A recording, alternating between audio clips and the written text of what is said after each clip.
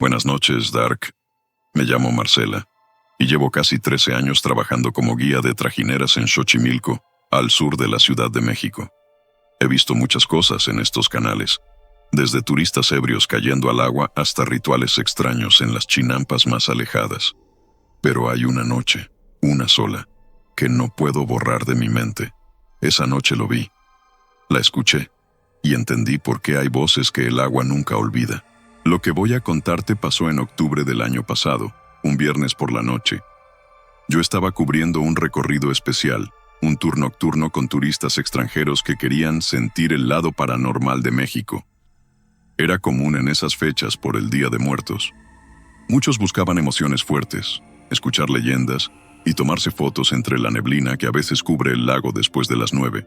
Aquel grupo era pequeño. 2 parejas de franceses, un chico chileno que viajaba solo y una mujer mayor de Monterrey que decía estar interesada en conectar con lo espiritual. Me pareció raro como lo dijo, pero no era asunto mío. Zarpamos desde el embarcadero de Cuemanco alrededor de las 9:30 p.m., con una luna grande y brillante reflejándose sobre el agua negra. Todo iba bien. Contaba leyendas locales, historias del canal de Caltongo, de la isla de las muñecas, de los brujos que alguna vez hicieron rituales en las chinampas abandonadas. La gente reía, grababa con sus celulares, y algunos incluso fingían estar asustados. Pero una hora después, la energía cambió. Fue como si alguien bajara el volumen del mundo. El agua se volvió más densa. El aire, más húmedo. Las ranas y los grillos que normalmente llenaban el ambiente con sus sonidos, callaron. Y lo más extraño, una neblina muy espesa comenzó a formarse sobre el canal, tan rápido que pensé que era humo. ¿Esto es parte del espectáculo?, preguntó uno de los franceses riendo. Yo negué con la cabeza. La trajinera se detuvo por completo, sin razón. Tomé la pértiga para empujarla, y no se movía. Fue entonces cuando la escuchamos por primera vez. Un llanto, lejano, femenino. No era como los gritos de borrachos o los juegos de otros turistas. Era un lamento profundo, prolongado, que parecía venir desde el mismo fondo del canal. ¡Ay, mis hijos! Todos nos miramos. Uno de los franceses dijo algo en su idioma, nervioso. El chico chileno se puso de pie, intentando ver entre la neblina. ¿Qué es eso? ¿Una grabación? Yo no sabía qué decir, y entonces la vi. Oscura, alta, con un vestido blanco flotando sobre la superficie. Su rostro no era visible. Parecía brillar con una luz que no era de este mundo. Estaba a unos 10 metros entre los juncos. Todos la vimos. Nadie se movió. La mujer flotó lentamente hacia nosotros, sin mover los pies, sin generar una sola onda en el agua. Fue entonces cuando la mujer de Monterrey se puso de pie y dijo en voz baja: «No tengan miedo. No es ella quien nos llama. Somos nosotros los que la hicimos venir». Sus palabras me helaron. «¿Qué dice, señora?», pregunté sin entender. Pero ella no respondió. Sacó una figura pequeña de su bolso, un cráneo humano. Pero no era un adorno. Era real, antiguo, oscuro por el paso del tiempo. Lo colocó en el piso de la trajinera y comenzó a murmurar algo en náhuatl, o eso creo. El llanto se detuvo. El silencio se volvió insoportable. Y entonces, la mujer del lago alzó la cabeza. Su rostro estaba cubierto de cicatrices. Sus ojos eran pozos vacíos. Y su boca era un abismo que no paraba de temblar, como si siguiera llorando sin emitir sonido. El chileno gritó. Las parejas se abrazaron. Yo no pude moverme. La mujer de blanco levantó la mano, y la neblina la cubrió. Desapareció. Pero en su lugar, el cráneo que la señora había traído comenzó a sangrar. Dark. El cráneo sangraba. No era una ilusión. No era pintura. Lo vi. La sangre brotaba desde las cuencas vacías, descendía por el hueso seco y goteaba sobre la madera de la trajinera. Todos estábamos en estado de shock. Nadie podía articular una palabra. La mujer de Monterrey cerró los ojos como si esperara algo, y entonces el llanto volvió. «Ay, mis hijos». Esta vez más cerca. Esta vez dentro de nosotros. Lo sentí en los oídos, en el pecho, en el estómago. Era un sonido que no solo se oía, se vivía. Era como tener el alma presionada por algo que dolía más que el miedo. El chico chileno gritó: «Ya basta, nos quieren asustar». Se lanzó hacia el cráneo, lo tomó en sus manos y lo arrojó al agua con fuerza. Pero no cayó. Se detuvo en el aire, flotando, y entonces giró, lentamente, mostrándonos su cara, y sonrió. Fue solo un segundo, pero lo juro, Dark, por mi vida, por la vida de mi hija, esa calavera sonrió. Y luego, cayó al agua y desapareció sin salpicar. La trajinera comenzó a moverse de nuevo, sin que nadie la impulsara. La neblina se abrió como un velo. El llanto cesó de golpe, y las luces lejanas del embarcadero reaparecieron. Pero no era el mismo lugar del que habíamos partido. Todo estaba cambiado. Las luces parecían más tenues, anaranjadas, como de gas.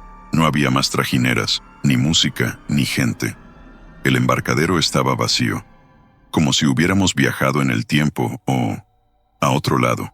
Aterrizamos sin decir palabra. Cada uno bajó lentamente. El chico chileno vomitó al tocar tierra. Las parejas francesas lloraban. Yo intenté usar mi celular, pero la pantalla estaba congelada en la misma hora. 10:23 p.m. Aunque sabía, por el frío del aire y la posición de la luna, que ya era mucho más tarde. La señora de Monterrey fue la última en bajar. Se volvió hacia mí antes de alejarse y dijo algo que nunca olvidaré. A veces, Xochimilco no devuelve lo que se lleva. Y se fue, caminando por un callejón oscuro entre los puestos cerrados. Esa noche no pude dormir, ni la siguiente. Comencé a soñar con el rostro de la mujer del lago, con el cráneo sangrando, con la risa que brotaba del agua como si algo burlón estuviera oculto ahí abajo. Intenté contar lo ocurrido a mis compañeros. Nadie me creyó. Dijeron que estaba exagerando, que seguro había sido algún efecto especial de la señora rica. Pero había una cosa que no podían explicar. Una semana después, encontraron el cadáver del chico chileno en uno de los canales. Flotaba boca abajo, con el pecho abierto como si algo lo hubiera desgarrado desde dentro. No llevaba identificación. Solo lo reconocieron por una pulsera que yo misma le vi esa noche. Una con los colores de la bandera de Chile. La policía lo clasificó como accidente por intoxicación y caída al agua. Pero yo sé que no fue eso. Y lo más extraño, Dark, es que después de su muerte, la señora de Monterrey volvió. La vi desde lejos, una tarde, cerca del embarcadero. Vestía igual, caminaba igual, pero su rostro estaba cubierto por un velo blanco. Intenté seguirla, pero se desvaneció detrás de un puesto de flores. Y desde esa noche, cada vez que conduzco una trajinera, tengo miedo de volver a ver aquella figura entre los juncos. Porque lo peor no es escucharla. Lo peor es cuando ya no puedes dejar de escucharla, incluso en tierra firme. Después de aquella noche, mi vida cambió. No lo noté de inmediato. Al principio pensé que solo estaba traumada, que con el tiempo lo olvidaría. Pero no fue así, porque cuando algo te toca desde ese otro lugar, te marca, y a mí me marcó. Una semana después del hallazgo del chico chileno, empecé a notar cosas extrañas en mi casa. Objetos fuera de lugar, espejos que se empañaban sin haber vapor, y lo más inquietante, charcos, pequeños pero constantes, siempre en el mismo sitio, bajo la ventana del pasillo que da al patio. Vivo sola desde hace años. No tengo mascotas, no hay fugas de agua, no hay razón. El primer charco apareció un martes a las 3:10 de la madrugada. Me despertó el sonido de una gota cayendo. Pensé que era una tubería, pero cuando me levanté, no encontré nada roto, solo el agua, limpia, fría. Al día siguiente, volvió a pasar, y esa vez, escuché el llanto. ¡Ay! Mis hijos. Pero no venía de afuera, venía del interior de la casa. Apagué todas las luces y me quedé en silencio absoluto. El llanto volvió, esta vez más nítido, como si alguien estuviera en el cuarto de al lado. Tomé el celular para grabar, pero la pantalla estaba negra, no rota, no descargada, solo negra, como si algo la hubiera bloqueado. Me quedé paralizada, sentada en el borde de la cama, y entonces, del otro lado de la puerta, escuché un golpe seco. un lamento prolongado. Y luego, silencio. No dormí el resto de la noche. Al amanecer, decidí dejar mi casa y pasar unos días con mi hermana, que vive en Iztacalco. No le conté todo. Solo dije que no me sentía bien. Pero ella notó algo en mi rostro. Me preguntó si estaba soñando cosas. Le dije que no. Y entonces me mostró algo. Una nota, escrita con mi letra, firmada con mi nombre. Pero yo no la escribí. Decía: no escuches, no mires. No sigas el llanto. Ella está detrás de ti. La nota había sido deslizada bajo su puerta esa madrugada. Nadie había tocado el timbre. Nadie había entrado. Y mi hermana no sabía que yo iría a su casa. Fue entonces cuando comencé a investigar. Volví al embarcadero en plena luz del día. Busqué a la mujer de Monterrey. Pregunté por ella, pero nadie la conocía. Ni en los registros del tour, ni en reservaciones. El nombre que usó, Luisa de los Ríos, no arrojaba ningún dato. Pensé en contactar a los turistas franceses. Uno de ellos había tomado muchas fotos esa noche. Revisé las redes del tour y encontré su cuenta. Publiqué un comentario, preguntando si podía enviarme alguna imagen de esa noche. Él respondió, pero no con fotos, sino con una advertencia. Borramos todo. No había nada en el teléfono, solo un video. Uno solo. De alguien grabando bajo el agua. Pero no estábamos ahí, no era nuestra cámara. La borramos. Lo siento. No sabía qué pensar. Esa noche volví a casa, decidida a limpiar, a bendecir cada rincón. Encendí incienso. Puse música suave. Abrí las ventanas. Parecía que todo había pasado. Hasta que miré el espejo del baño. No mi reflejo, sino una figura. Detrás de mí. Vestido blanco. Cabello empapado. Ojos huecos. Lágrimas negras. Me giré de inmediato. No había nadie. Pero el espejo seguía mostrando su silueta, como si su imagen se hubiera impregnado en el vidrio. Lo rompí con mis propias manos. Grité. Lloré. Y fue en ese momento cuando supe que esto no era una aparición cualquiera. No era una leyenda flotando entre canales. Era una entidad viva, antigua. Y yo la había llevado conmigo. Porque ella no llora por sus hijos. Llora por los nuestros. Llora por los que aún puede tomar. Después de lo del espejo, no volví a ser la misma. Intenté seguir con mi trabajo, con los tours, fingiendo que todo estaba bien. Pero cada vez que tocaba el agua con la pértiga, sentía algo tirar desde abajo, como si hubiera dedos invisibles esperando el momento para alarme hacia las profundidades. Los demás comenzaron a notarlo también. Una compañera me dijo que últimamente me veía pálida, como si hubiera visto un fantasma y nunca me hubiera recuperado. Otro juró que me oyó hablar sola en una trajinera vacía una tarde de lluvia. Pero yo no recuerdo haber estado ahí. A veces tengo lagunas, momentos donde estoy en un lugar y no sé cómo llegué. Recuerdo cerrar los ojos en casa y abrirlos ya en el embarcadero. Manos mojadas, zapatos con barro de canal, bolsillos con flores marchitas. Como si alguien más usara mi cuerpo mientras duermo.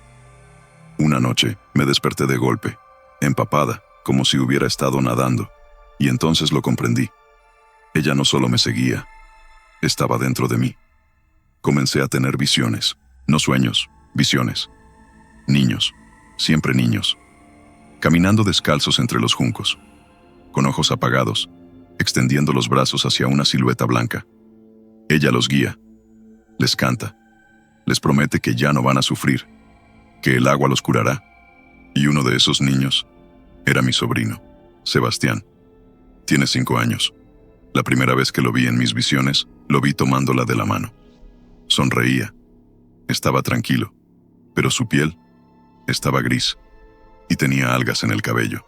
Corrí a casa de mi hermana esa misma madrugada, llorando, gritando. Le supliqué que me dejara verlo, que lo revisara, que no lo dejara solo. Ella me miró como si estuviera loca. Marcela, Sebastián está en la escuela, está bien. Pero yo sabía que no. La noche siguiente, soñé con él otra vez. Esta vez, Flotaba boca arriba. No me atreví a dormir durante días. Tomaba café, pastillas, lo que fuera. Pero el cuerpo no resiste. Una madrugada. Cerré los ojos por un minuto. Y en ese instante, todo cambió. Desperté en el canal. Estaba acostada en una trajinera, sola. La neblina era tan espesa que no podía ver a más de 1 metro. El agua estaba quieta, sin una sola onda. El silencio era absoluto. Y luego lo escuché. El llanto, no lejano, no desde el agua, desde dentro de mí. Sentí su voz en mi garganta, su pena en mi pecho, y un nombre. Uno que jamás había dicho, pero que surgió de mis labios sin control. Luis, mijito, perdóname. Me tapé la boca, horrorizada. Esa voz no era la mía.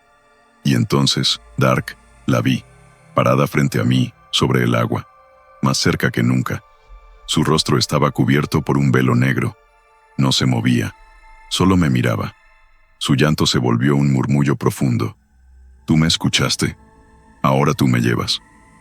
Intenté gritar, intenté correr, pero el agua me rodeó de golpe, como si la trajinera hubiera desaparecido. Caí, y al caer, no toqué fondo. Solo seguí descendiendo.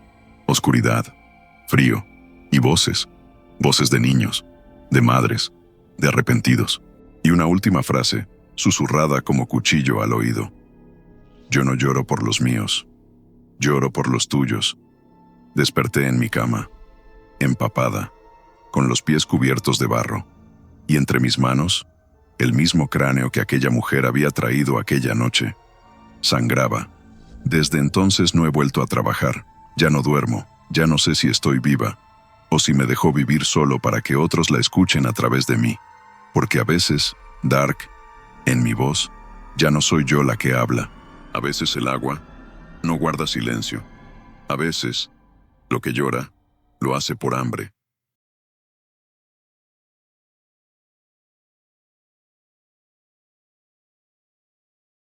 ¿Qué tal, Dark? No suelo contar estas cosas, ni a mis hermanos, ni a mis amigos, ni siquiera a mi mujer, porque nadie te cree cuando dices que viste algo que no debería existir.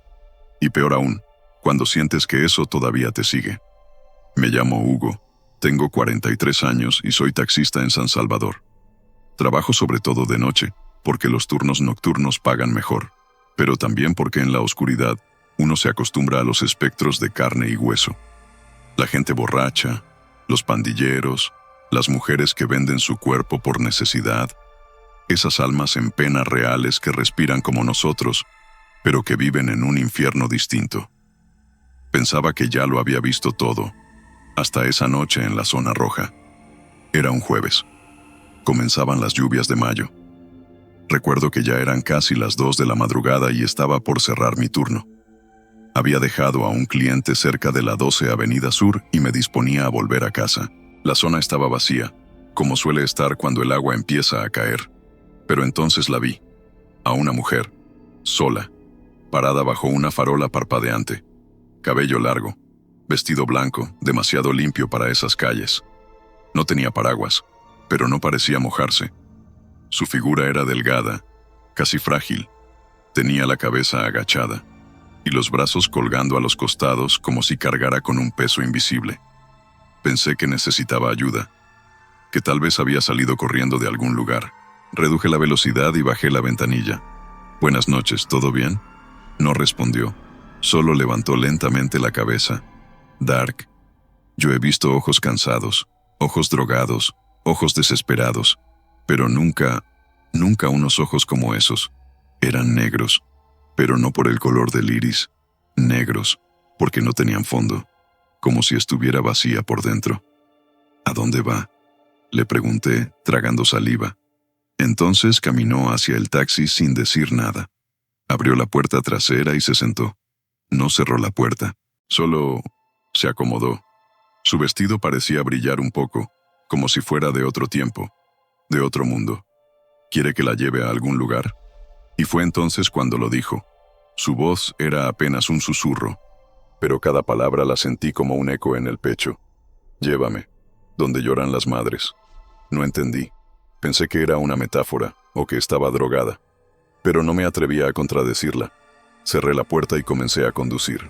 Tomé hacia el sur, rumbo al Hospital Rosales, pensando que tal vez era una pista. El camino estaba desierto, solo la lluvia golpeando el parabrisas y el sonido de mis propios latidos en los oídos. No hablaba, no se movía, pero en el espejo retrovisor, algo no cuadraba. Su reflejo no era el mismo que había visto al subir. En el asiento, su cuerpo parecía flotar, levemente, casi imperceptible. Pensé que estaba alucinando. Decidí detenerme en la estación de policía más cercana. Al cruzar la siguiente intersección, ella habló de nuevo. Aquí no. Aún no están listos. Me congelé. ¿Quién no está listo? Pregunté, con un hilo de voz. Ella no respondió. Solo comenzó a llorar. Pero era un llanto distinto, Dark. No era el llanto de alguien que sufre. Era el lamento de alguien que arrastra siglos de culpa. Como si estuviera llorando por todos los hijos que el mundo ha perdido. Y lo peor es que el llanto no venía del asiento trasero. Venía de todos lados. Del radio apagado, del motor, del aire, de mí. Comencé a temblar. Reduje la velocidad y me estacioné junto a una gasolinera cerrada. Me giré para verla directamente. Y entonces, ya no estaba. El asiento estaba vacío, mojado, como si alguien se hubiera deshecho en agua. Salí del carro como un loco, gritando, buscando en la calle. Pensé que se había bajado sin que yo lo notara. Pero la puerta aún estaba cerrada desde adentro, y sobre el vidrio empañado de la ventana había una palabra escrita con un dedo. Tú, Dark. Después de ver aquella palabra escrita con agua en el vidrio, sentí por primera vez que no estaba solo en mi propio cuerpo. Tú. Así, con letras firmes, torcidas, como si alguien lo hubiera escrito temblando. Me quedé ahí, de pie junto al taxi, con el motor encendido, las luces parpadeando por la lluvia y el alma hecha pedazos. No sabía qué hacer. Volví a entrar al coche. Cerré las puertas. Encendí el aire para desempañar el vidrio. Y la palabra desapareció, como si nunca hubiera estado ahí. Pero yo la vi. La sentí. Como si esa mujer, o lo que fuera, me hubiese marcado. Decidí ir directo a casa. Vivía en Soyapango, en una colonia tranquila. Al llegar, mi mujer ya dormía. No le conté nada. Solo me quité la ropa mojada, me metí bajo las cobijas y traté de convencerme de que había sido una mala jugada de mi mente. Pero a las 2:37 de la madrugada, me despertó un sonido seco, un golpe en la ventana de la sala. Me levanté con el corazón en la garganta. Me acerqué lentamente y vi una silueta, una mujer, parada al otro lado del vidrio. No se movía, no hacía ningún sonido. Solo estaba ahí, mirando hacia adentro. Grité, corrí a la habitación. Desperté a mi esposa, pero cuando regresamos a la sala, no había nadie. ¿Qué pasa contigo, Hugo? ¿Estás tomando algo?, me dijo. No supe qué responder. Pasaron los días. Intenté seguir trabajando. Pero algo cambió en mí. Los pasajeros ya no me hablaban con normalidad. Algunos me miraban con recelo. Una señora incluso se bajó del taxi sin dar explicación apenas entró, diciendo: «Siento algo raro aquí dentro, lo siento». Y lo peor, Dark, es que el llanto comenzó a seguirme. Lo escuchaba por las noches, en mi cochera. Lo escuchaba en los callejones cuando esperaba un servicio. A veces lo oía salir del estéreo del carro, aunque estaba apagado. Ay, mis hijos. Siempre el mismo lamento, lleno de una tristeza tan profunda que hacía que se me aguaran los ojos sin querer. Intenté buscar respuestas. Fui a una iglesia en el centro. Hablé con un sacerdote. No le conté todo, pero sí le dije que algo, una presencia, parecía seguirme desde una noche en la calle. Él no se inmutó. Solo me miró fijamente y preguntó: «¿Escuchas llanto?». Me congelé. Sí. ¿Cómo lo sabe? Porque no eres el primero que viene con eso. Algunos la llaman la Llorona, pero no es un mito, es algo viejo, muy viejo. una condenada que se aferra a los que escuchan su pena. Me dio agua bendita, una oración para el arcángel Miguel, y me pidió que no condujera por unas semanas. No le hice caso. Esa misma noche tomé un servicio cerca del cementerio La Bermeja. Un hombre me pidió que lo llevara a la zona roja. Y ahí fue donde todo comenzó de nuevo. Mientras esperábamos el semáforo, vi pasar a una mujer por la esquina. Mis luces la iluminaron brevemente.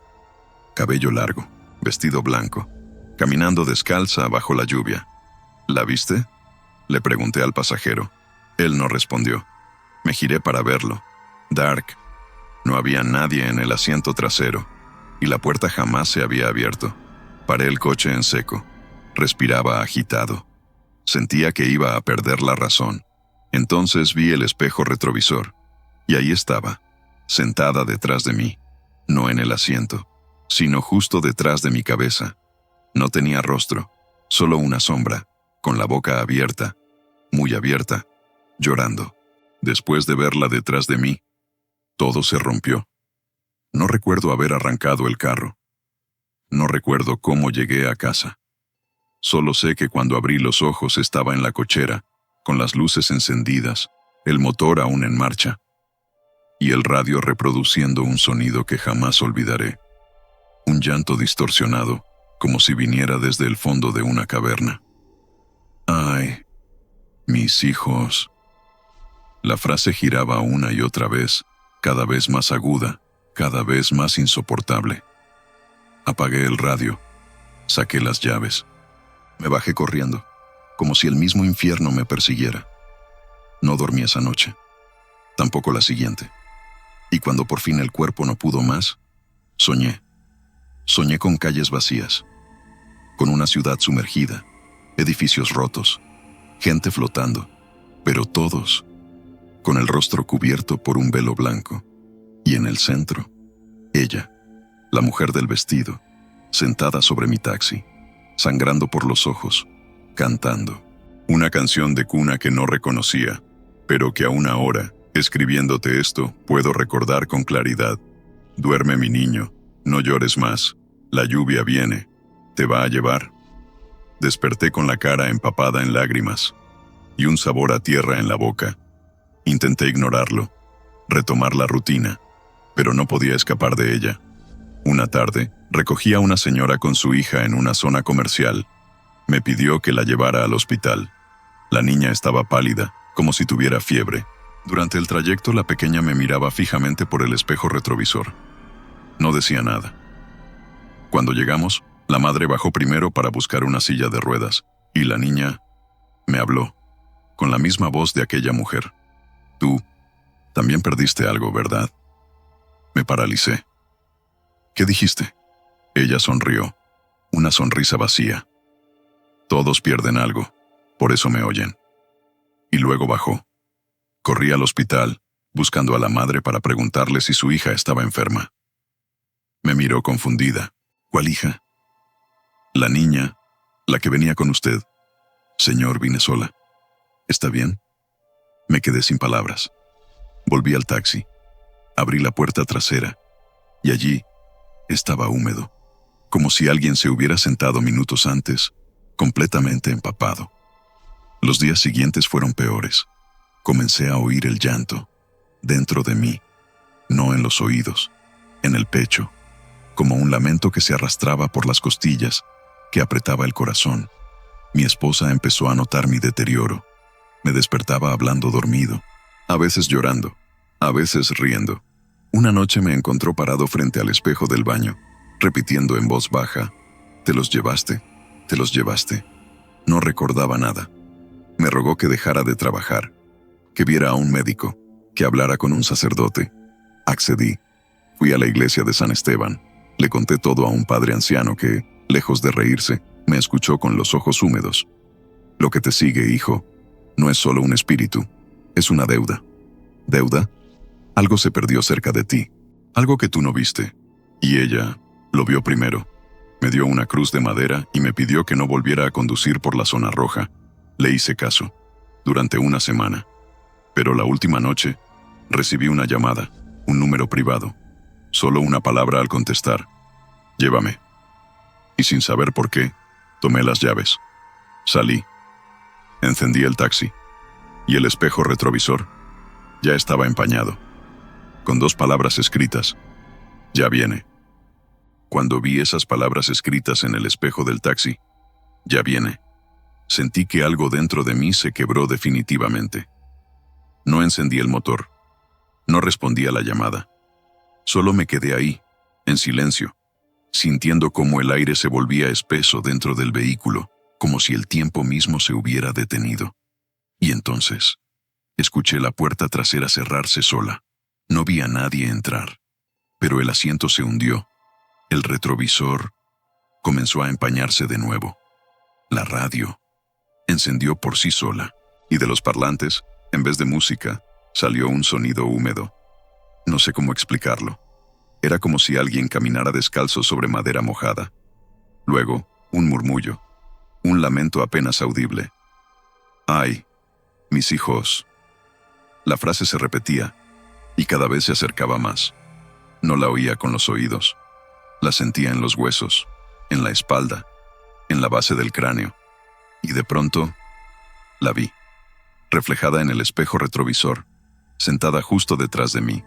No tenía rostro, solo un vacío negro, pero su boca estaba abierta, muy abierta, y dentro de esa boca vi agua, oscura, agitada, con formas de niños, brazos diminutos que se agitaban, caras flotando, cuerpos suspendidos como si nadaran en un mar sin salida. Intenté salir del taxi, pero las puertas no se abrían. Golpeé el vidrio, grité, recé, y ella se inclinó hacia mí. Su voz esta vez no fue un lamento, fue un susurro, y dijo: «Tú me viste, ahora verás lo que yo veo». Y me mostró. Dark, me mostró todo. El momento exacto, la madrugada en que hace años, mientras trabajaba como taxista novato, rechacé un servicio en la zona roja. Una madre con un niño pequeño, empapados por la lluvia, me pidió que los llevara al hospital. Yo no quise parar. Tenía prisa, tenía miedo, y los dejé allí.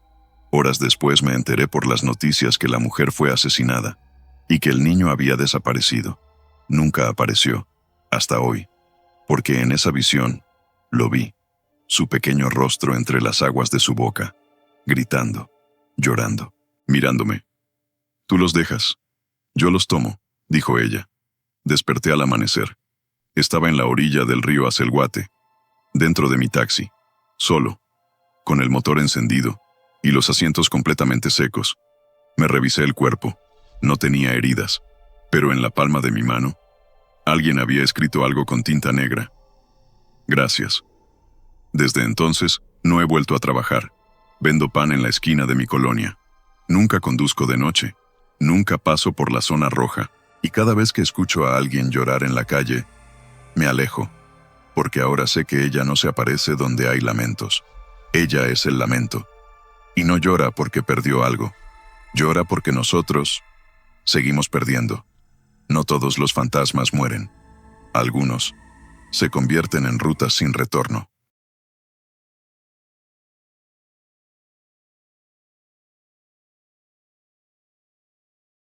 Hola Dark. Te escribo desde Guatemala, con las manos todavía temblando mientras recuerdo todo lo que pasó. Tal vez no me creas, y lo entendería. Yo tampoco habría creído esto hace unos meses. Pero esta historia no es una leyenda. No es una historia de esas que cuentan en los buses o en los mercados. Esto me pasó a mí, y aún siento que no terminó. Mi nombre es Luciana. Tengo 21 años. Estudio arquitectura en la Universidad San Carlos.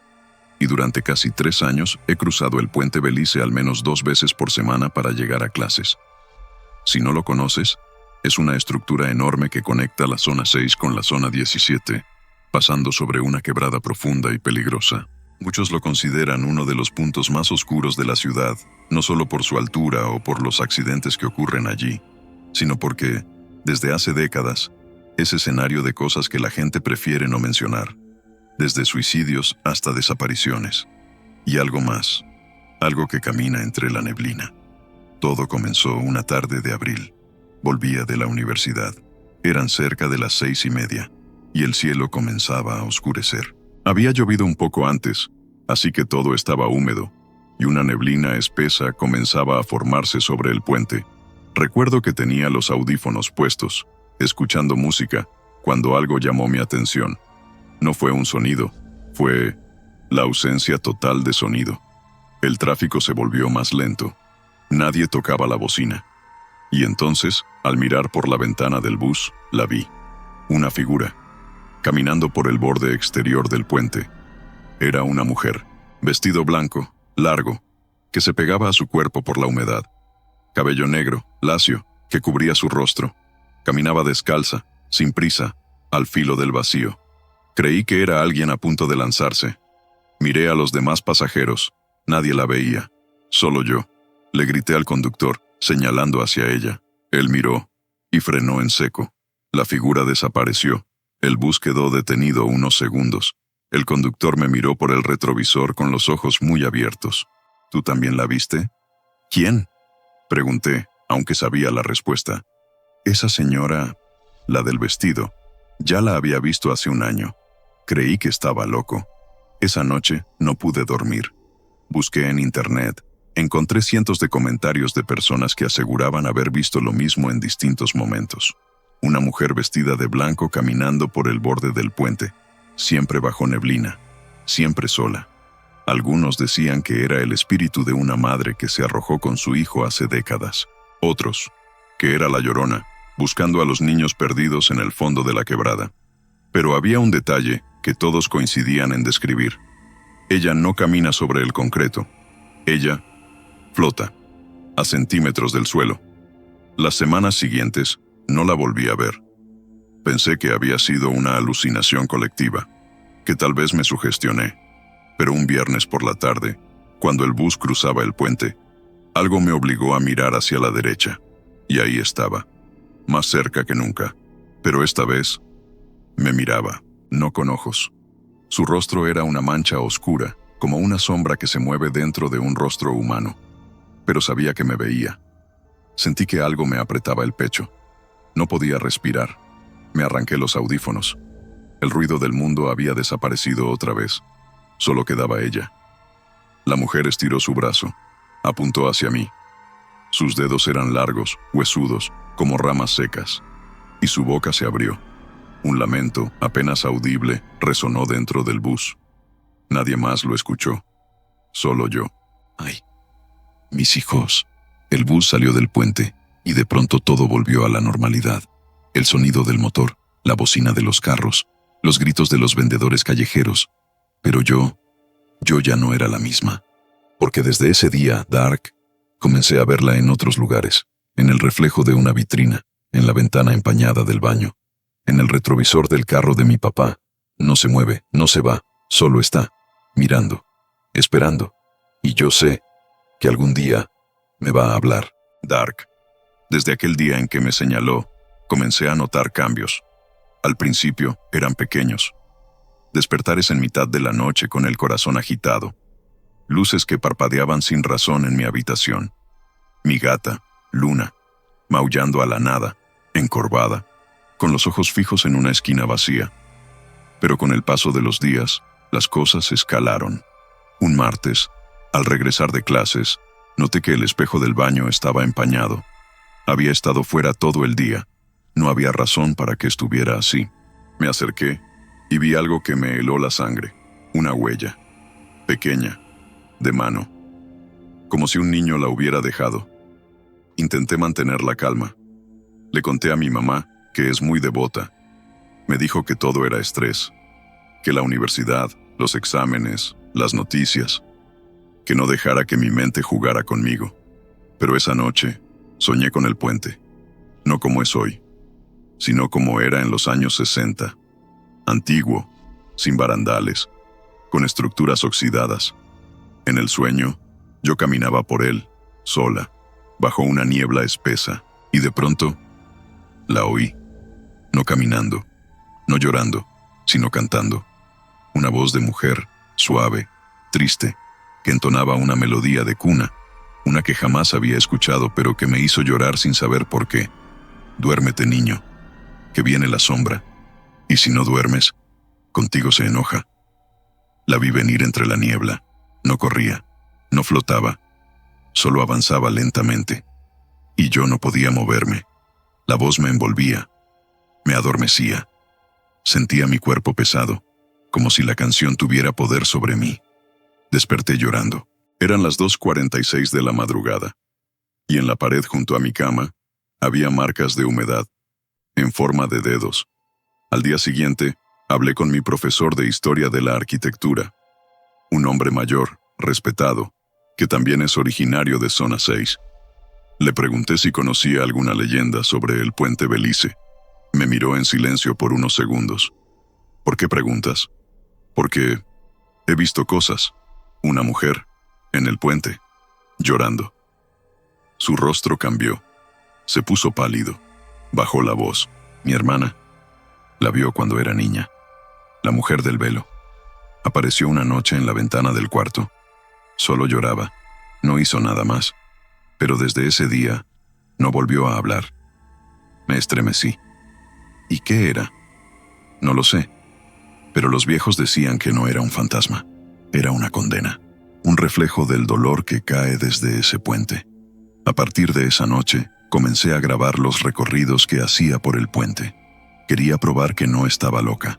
Colocaba mi celular en el tablero del auto de mi papá y activaba la cámara al pasar por ahí. Por una semana, nada extraño ocurrió, hasta que revisé el video del viernes.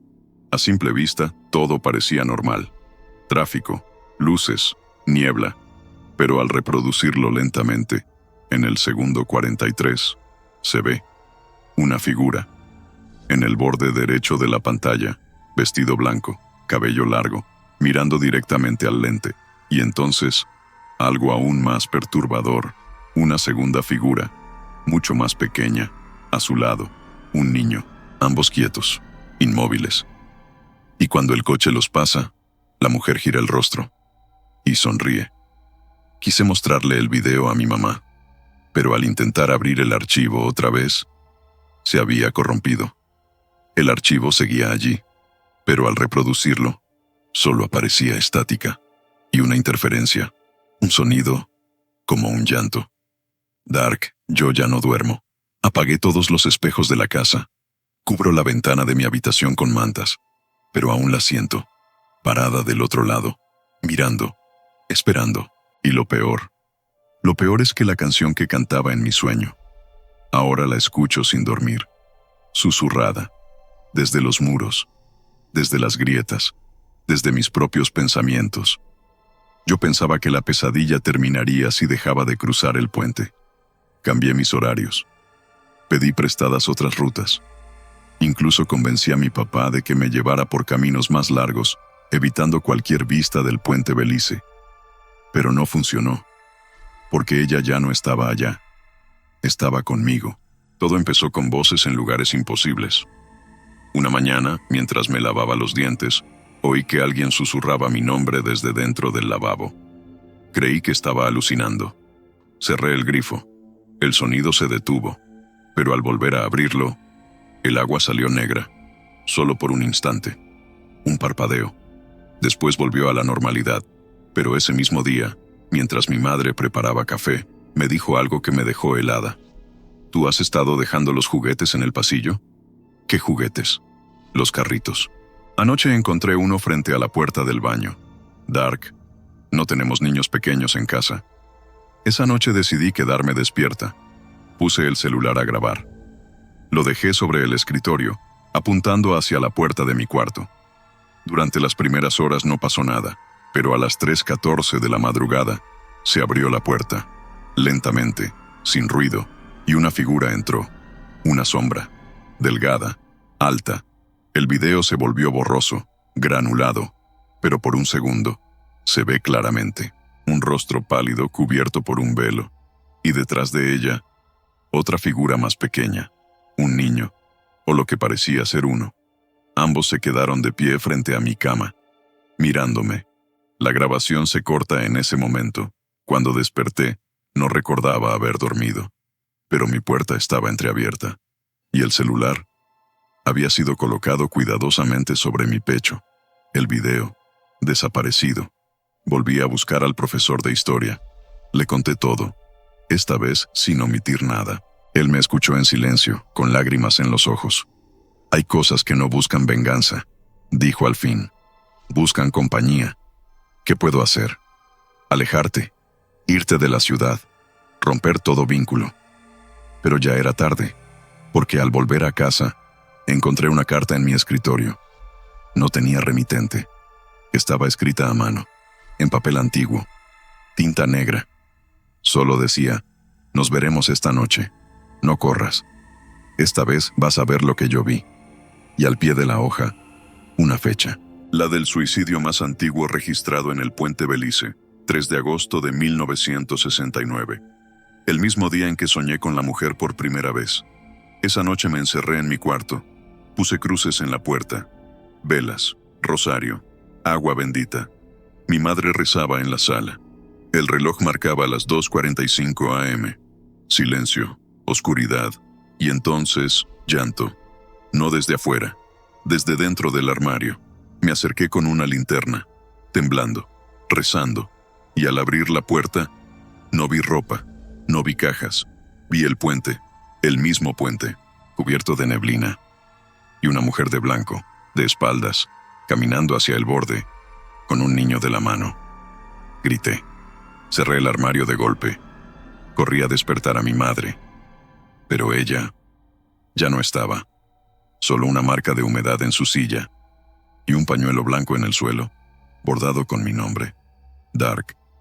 Después de esa noche supe que ya no había vuelta atrás. Mi madre había desaparecido. Las ventanas estaban cerradas, la puerta con llave. Nada forzado, nada robado, solo ausente. Y el pañuelo con mi nombre, húmedo, frío, con olor a tierra. La policía no encontró pistas. Dijeron que seguramente se había ido por voluntad propia, que tal vez estaba deprimida. Pero yo sabía que no era así. Yo sabía que alguien, o algo, se la había llevado. Los días siguientes fueron una niebla para mí. No comía, no dormía. Solo caminaba por la casa como un fantasma, esperando verla aparecer en cualquier esquina. Pero en lugar de ella, era ella quien venía. La mujer del puente. Ya no la veía solo en sueños. La veía en reflejos, en charcos, en los ojos de personas desconocidas en la calle. Una noche, sentada en el comedor, escuché la llave girar en la puerta. Corrí, con el corazón explotando. Pero no era mi madre. Era un niño, mojado, descalzo, de cabello negro y piel gris. Me miró. No dijo nada. Solo levantó el brazo y señaló hacia el fondo de la casa. La luz comenzó a parpadear, y entonces supe que había llegado el momento. Volví al armario, el mismo que había mostrado el puente. Al abrirlo ya no había ropa, solo oscuridad, oscuridad y niebla. Entré. No sentí el suelo bajo mis pies, solo el sonido del viento y el llanto. ¡Ay! Mis hijos. Volví a estar allí, en el Puente Belice, pero no como lo había visto antes. Esta vez, desde abajo, desde el abismo, desde el lugar donde las almas caen. Vi los cuerpos flotando en la niebla. Madres, hijos, hombres, mujeres, todos con los ojos cerrados y el rostro sereno.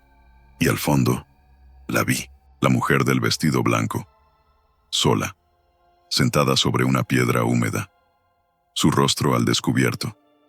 Y por primera vez, Dark, comprendí. No era un monstruo, era una madre atrapada en su último segundo, en el instante eterno en que perdió a su hijo, reviviendo ese momento una y otra vez, en todos los que la ven, porque ella no se aparece, ella se proyecta, como un eco del dolor más antiguo del mundo. Y yo, al verla, me convertí en su nueva ventana. Desperté en el hospital. Habían pasado 3 días. Me encontraron caminando por la carretera, descalza, con el vestido de mi madre. No hablaba, no respondía, solo lloraba. Desde entonces, no he vuelto a ser la misma. Vivo con una tía, en otro departamento. No me acerco al puente. No miro charcos.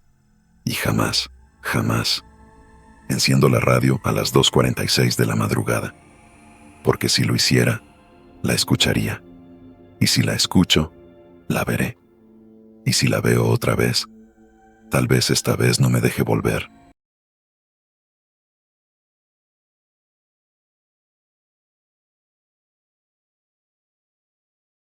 ¿Qué tal, Dark? Mi nombre es Gabriel, tengo 29 años y soy fotógrafo urbano. De esos que buscan ruinas, hospitales olvidados, fábricas oxidadas y hoteles abandonados para documentar lo que el tiempo dejó atrás. Algunos lo llaman arte. Para mí, era una forma de buscar lo que otros no se atreven a ver. Pero hubo un lugar, uno solo, que no debí explorar. Un hotel viejo frente al malecón de Veracruz, cerrado desde hace más de 30 años, cubierto por salitre, grafitis, polvo y algo más. Algo que no estaba hecho de concreto ni de olvido. Algo que lloraba. Algo que aún está ahí. Te voy a contar lo que pasó en el cuarto 23. Todo comenzó cuando vi una foto en un foro de exploradores urbanos. Una imagen borrosa, tomada desde afuera, mostraba el interior del hotel. En una de las ventanas del segundo piso, había una figura, blanca, delgada, inmóvil. A contraluz, los comentarios se dividían entre escépticos y creyentes, pero uno en particular me llamó la atención. Si eres valiente, quédate una noche en el cuarto 23. Solo escucha. No lo pensé 2 veces. Tomé mi mochila, mis cámaras, mis linternas y viajé desde Xalapa a Veracruz. Llegué por la tarde, justo cuando comenzaba a nublarse. El viento del Golfo olía a tormenta. El edificio era imponente, viejo pero no caído, como un cadáver que aún conserva su forma. Tenía 5 pisos, pero el acceso era fácil. Una ventana rota en la parte trasera me permitió entrar sin problema. Dentro, el silencio. Ese tipo de silencio que se siente más que se oye, como si el edificio respirara por sí mismo. Las paredes estaban húmedas, las cortinas deshechas. El piso crujía bajo mis botas. Subí al segundo nivel, guiado por los números oxidados sobre cada puerta. El 21, el 22, y ahí estaba. El 23. La puerta estaba entornada. Saqué mi cámara y comencé a grabar. Al empujarla, el chirrido que hizo me heló la sangre. No por el sonido, sino porque me pareció que alguien, del otro lado, lo esperaba. Entré. El cuarto era más amplio de lo que imaginaba. 2 camas, un espejo trizado, una lámpara colgando de un cable mordido por el tiempo, y una ventana que daba al mar. La vista era hermosa. El lugar, no. Todo olía a humedad vieja, a mojo, a abandono. Pero no había señales de vandalismo como en otros sitios. Era como si nadie se atreviera a entrar ahí. Puse mi mochila en una de las camas y comencé a tomar fotos. Paredes, texturas, detalles. Todo tenía ese aire decadente que tanto me gustaba capturar. Hasta que noté algo extraño en el espejo. Una gota. No estaba ahí antes. Me acerqué. La toqué con los dedos. Era agua. Fría. Mojé el dedo. Olí. No tenía olor. Pero mientras la observaba, otra gota cayó. Y luego otra, desde el techo. Pero el techo estaba seco. Instalé una pequeña cámara de visión nocturna en la esquina del cuarto, apuntando hacia la puerta. Decidí pasar la noche allí. No era la primera vez que dormía en lugares así. Llevaba mi saco de dormir, agua, snacks. Me puse cómodo. Revisé las fotos. Y entonces, escuché el primer llanto, muy leve, casi imperceptible. Pensé que era el viento o alguien afuera, pero venía del baño. Me levanté con la linterna. Caminé lentamente. El baño estaba oscuro, cubierto de hongos y telarañas. No había nadie. Solo el grifo, goteando. Lo cerré con fuerza. Y volví a la cama. Eran cerca de las 2:15 cuando me despertó un golpe. La puerta del cuarto 23 se abrió sola. Y entonces la vi. Una silueta blanca, de pie frente al marco, delgada, inmóvil, con el cabello cubriéndole el rostro. No pude moverme. Ella entró, deslizando los pies, y se detuvo frente al espejo. Allí, Comenzó a llorar, sin hacer ruido, solo lágrimas, oscuras, espesas, y cuando giró hacia mí, su cara no tenía ojos, solo huecos negros, y de su boca salía agua. Intenté gritar, no pude, y ella susurró, «Aquí, me los quitaron», y desapareció. Después de verla desaparecer frente a mis ojos, quedé paralizado. No sé cuánto tiempo pasó, tal vez segundos, tal vez una hora entera. Lo único que recuerdo con claridad es el silencio absoluto, como si el aire hubiera sido tragado por algo, como si el cuarto se hubiera vaciado de vida. Al fin logré moverme. Encendí la linterna con manos temblorosas. Revisé cada rincón. La puerta seguía cerrada. No había rastros de entrada, ni huellas, ni marcas. Solo un detalle me dejó helado. El espejo, aquel donde ella se había detenido, ya no estaba trizado, estaba completo, y en su superficie aparecía un nombre escrito con gotas. Isabel. Tomé mi cámara, revisé la grabación. Aceleré el video intentando captar la aparición, pero el archivo estaba corrupto. Solo se escuchaban estática y un eco lejano, un llanto. Apagué el equipo, cerré los ojos. Intenté dormir, pero no pude.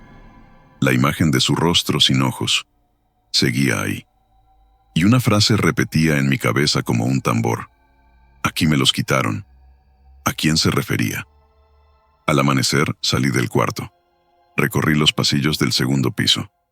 Tomaba fotos en silencio, buscando algún rastro, algún detalle.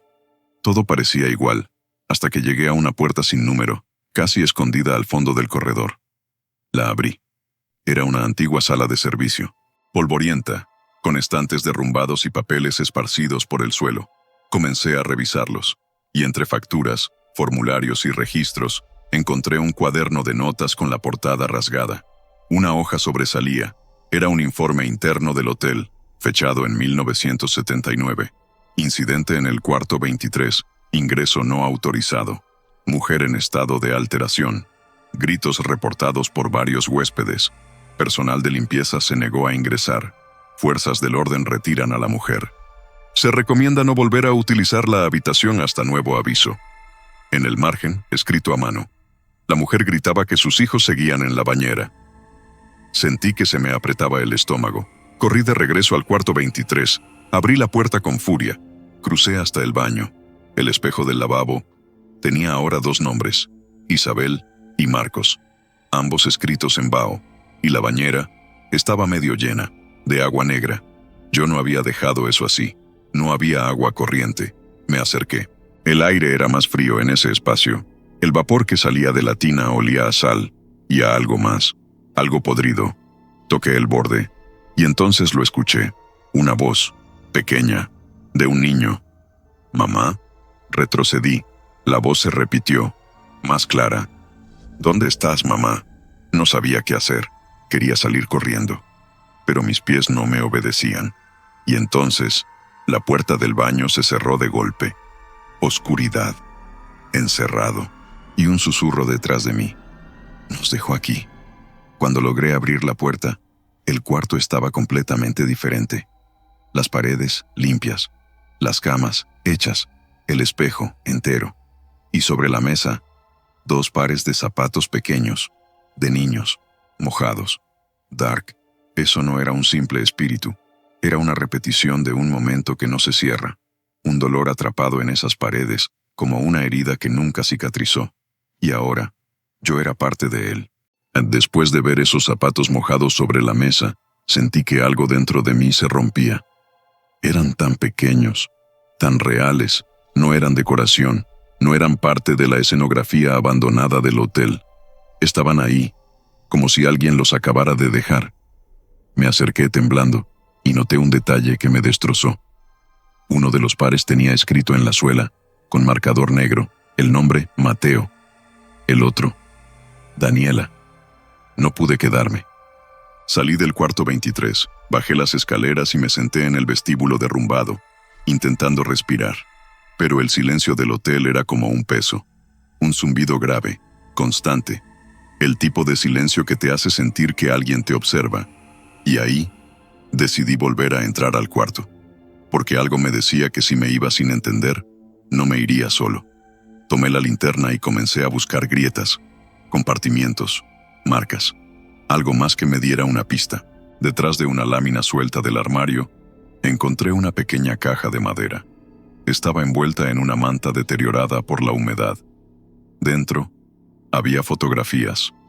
Una mujer joven, de cabello largo y negro, sonriente, con 2 niños pequeños, de no más de 5 años, la playa de fondo, y en una de las fotos se reconocía claramente el balcón del cuarto 23. Era ella, la mujer que vi llorando en el espejo, y en la parte trasera de una de las imágenes, una nota escrita a mano: Veracruz, agosto 1979. Último verano juntos. Mi pecho se apretó. Regresé al baño.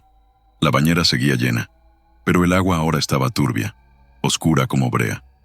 Encendí mi cámara y comencé a grabar. Me acerqué con cautela. Y entonces, algo emergió. No por completo, solo unos dedos, diminutos, delgados, pálidos, como los de un niño, se asomaron por el borde y se aferraron. Segundos después, un rostro flotó en la superficie, ojos cerrados, boca entreabierta, y el agua comenzó a burbujear, como si algo más quisiera salir, pero no salió. Desapareció de golpe, como si nunca hubiera estado allí. Corrí hacia la puerta, pero no abrió. Traté con fuerza, grité, pateé, y entonces la luz falló. Oscuridad total, y en medio de esa negrura, la voz. ¿Tú también los dejarías? Sentí un aliento en la nuca. Giré en seco. No vi a nadie, pero un nuevo sonido me envolvió. Un llanto, grave, largo, el mismo que había escuchado la primera noche. Solo que esta vez no venía del baño, venía de mí. Yo lloraba, sin control, sin entender, y en ese momento vi el reflejo. En el espejo no era mi rostro el que aparecía, era el de ella, con los ojos vacíos, pero llenos de dolor. Y luego, una visión, breve, violenta, un hombre gritando, golpes, puertas cerradas, una mujer encerrada, 2 niños escondidos debajo de la cama, y agua, mucha agua, llenando la tina, mientras alguien lloraba afuera del baño, sin poder entrar. La última imagen fue un reloj marcando las 3:11 a.m. y 2 cuerpos pequeños, flotando. La puerta se abrió sola. Salí del cuarto 23 sin mirar atrás. Me juré no volver jamás. Pero algo me sigue, porque esa noche al llegar a casa y revisar las fotos, en una de ellas, tomada desde el pasillo, a través del espejo del baño, se ve a los niños, de pie, tomados de la mano, y justo detrás, ella, mirándome. Dark. Después de ver esa fotografía, supe que algo había cruzado conmigo. Ya no era una simple experiencia aterradora, era una marca, una presencia. Pasaron semanas desde mi visita al hotel. Dejé de salir, dejé de dormir. Cada noche, al cerrar los ojos, volvía a ese baño, a esa bañera, al espejo, y siempre estaban allí. Isabel, Mateo, Daniela. Intenté deshacerme de las fotos, las rompí, las quemé, pero al día siguiente, aparecieron de nuevo en mi escritorio, completas, sin daño. Una de ellas, la última que jamás tomé, mostraba algo que no recuerdo haber visto. Mi rostro, dormido, en la cama del cuarto 23, y de pie, al lado de mi cuerpo. Ella, con la mano sobre mi pecho. Decidí volver al hotel, con la idea absurda de dejarlo todo en su sitio. No encontré la caja con las fotos, no encontré los zapatos, pero el espejo seguía ahí, impecable. Y al escribir con el dedo sobre el vidrio, una frase surgió por sí sola, como si alguien del otro lado guiara mi mano. Ahora tú sabes lo que es perder. Desde entonces, no soy el mismo. Abandoné la fotografía. Mis manos tiemblan cada vez que sostengo una cámara. Pero peor aún, es que no importa a dónde vaya Dark. Siempre, al despertar, encuentro rastros de humedad. En la pared, en la almohada, en la parte interna de la ventana. Y cuando me miro al espejo por las mañanas, durante un segundo, solo un segundo, no soy yo el que aparece. Es ella. Y me sonríe. Anoche, mientras dormía, soñé con el cuarto 23 otra vez. Pero esta vez, yo era el que estaba dentro de la bañera, y ella me observaba desde el marco de la puerta, llorando en silencio. Desperté con las sábanas empapadas, y en la palma de mi mano, 3 nombres escritos con tinta negra: Isabel, Mateo, Daniela, y uno más, recién añadido: Gabriel. No pienso volver a dormir, porque la próxima vez, tal vez no despierte. Algunos cuartos no están vacíos, solo esperan a que alguien nuevo les devuelva el llanto.